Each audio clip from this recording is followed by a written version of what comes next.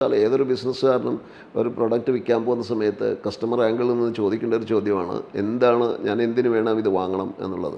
അപ്പോൾ അവിടെ ഒരുപാട് തലങ്ങളിൽ ഇതിൻ്റെ ആവശ്യകതയുണ്ട്. ഞാൻ നേരത്തെ പറഞ്ഞു ഈ ഗ്ലോബൽ വാർമിംഗ് എന്ന് പറയുന്നത്. ഇപ്പം ഞാൻ 8ാം ക്ലാസ്സിൽ സർവീസ് സ്കൂളിൽ പഠിക്കുന്ന സമയത്ത് ആ സ്കൂളിൻ്റെ മുമ്പിലുള്ള കാനയിൽ ഇറങ്ങിയിട്ട് ചെറിയ മീനിനെയൊക്കെ പിടിച്ചിട്ടുണ്ട്. പക്ഷേ ഇന്ന് എൻ്റെ പേരക്കുട്ടി ആ കാനയിൽ ഇറങ്ങുകയാണെങ്കിൽ ഞാൻ ഡെറ്റോൾ ഇട്ട് കാല് കഴുകുന്ന മാത്രമല്ല, പിന്നീട് അത് സെൻറ്റ് പൂശാൻ കൂടി ശ്രമിക്കും. അപ്പം ഈ പറഞ്ഞ ഒരു 50 വർഷക്കാലം കൊണ്ട് ഇത്രമാത്രം പൊള്യൂട്ടഡ് ആയതെന്ന് പറയുന്നത് പ്രകൃതി സ്വയമേ ചെയ്തതൊന്നും അല്ല, ഇത് നമ്മളൊക്കെ കൂടെ ചെയ്തതാണ്. അപ്പം ഒരു പൗരൻ എന്ന നിലയിൽ എൻ്റെ പേരക്കുട്ടികൾക്ക് അടുത്ത ഒരു തലമുറ അല്ലെങ്കിൽ ആരോഗ്യകരമായി ഇവിടെ ജീവിച്ചു വരണമെന്നുണ്ടെങ്കിൽ സ്വാഭാവികമായിട്ടും ഞാനിപ്പോഴേ കരുതണം. അപ്പോൾ അതിൻ്റെ ഭാഗമായിട്ടാണ് ലോകത്താകമാനം സബ്സിഡി കൊടുത്തിട്ട് ഇത്തരം ഈ ഗ്ലോബൽ ഭൂമിയെ സംരക്ഷിക്കുക, ഗ്രീൻ എനർജി എന്ന് പറഞ്ഞാൽ ഭൂമിയെ സംരക്ഷിക്കുക എന്ന സംവിധാനമാണ്. അതാണ് ഏറ്റവും പ്രധാനം. പിന്നെ രണ്ടാമതൊരു വശം എന്ന് പറയുന്നത് നമ്മൾ ഇൻഫ്രാസ്ട്രക്ചർ ഡെവലപ്മെൻറ്റ്. ഗവൺമെൻറ്റിന് ഒരിക്കലും ഈ ഇത്രയും ഒരു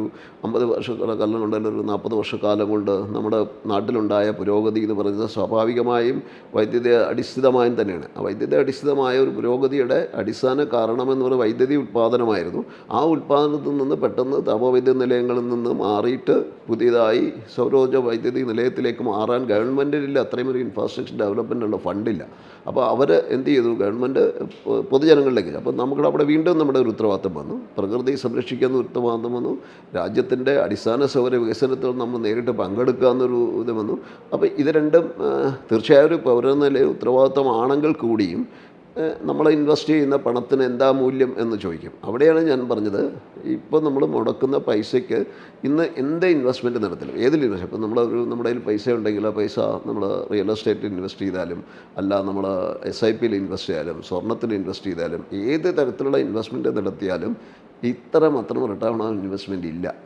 കാരണം സബ്സിഡി കഴിച്ചിട്ട് ഏകദേശം ഞാൻ പറഞ്ഞു, ഇപ്പം നമ്മൾ ഓരോരുത്തരും KSEBയിൽ അടച്ചുകൊണ്ടിരിക്കുന്ന പൈസ, ഒരു സാധാരണ ഒരു വ്യക്തി ഒരു 1200 രൂപ അടച്ചുകൊണ്ടിരിക്കുന്ന ഒരു വ്യക്തിക്ക് ആ രൂപ KSEBയിൽ അടയ്ക്കുന്നതിന് പകരം നേരെ ബാങ്കിൽ കൊണ്ട് അടച്ചാൽ സോളാർ വയ്ക്കാം. അവിടെയാണ് അതിൻ്റെ ലാഭകരമായ ആവശ്യം. പിന്നെ അതുപോലെ ഇപ്പോൾ ഒരു ദുബായിൽ വിദേശത്തുള്ള ഒരു വ്യക്തി, അദ്ദേഹം ഒരു വീട് വെച്ചതിന് ശേഷം ആ വീട് ഇവിടെ ഇട്ടിട്ട് പോകുന്ന സമയത്ത് അദ്ദേഹം മുടക്കുന്ന പൈസയ്ക്കുള്ള EMIക്ക് തുല്യമായ വൈദ്യുതി KSEB തരും.